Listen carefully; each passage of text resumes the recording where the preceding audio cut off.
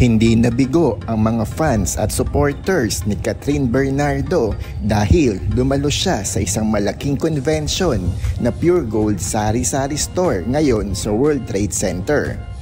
Sobrang blessed, fully booked at busy ang aktres ngayon para sa Maggi at Great Taste booth.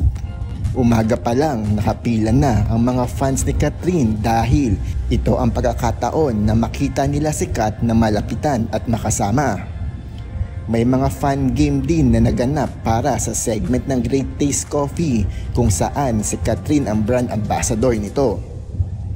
May kita natin doon kung paano tinulungan at sinuportahan ni Catherine ang contestant ng isang game na ito para maipanalo ang laro. Dahil sa ginawa ni Catherine, nanalo ang maswerteng contestant na ito.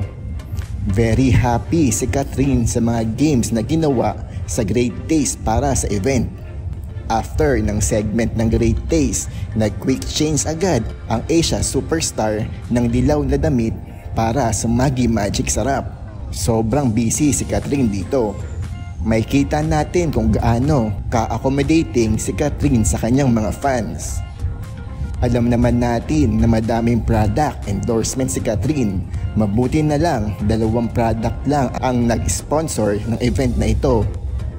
Kung hindi, baka buong araw na si Catherine sa World Trade Center para mag-host ng kanyang mga endorsement.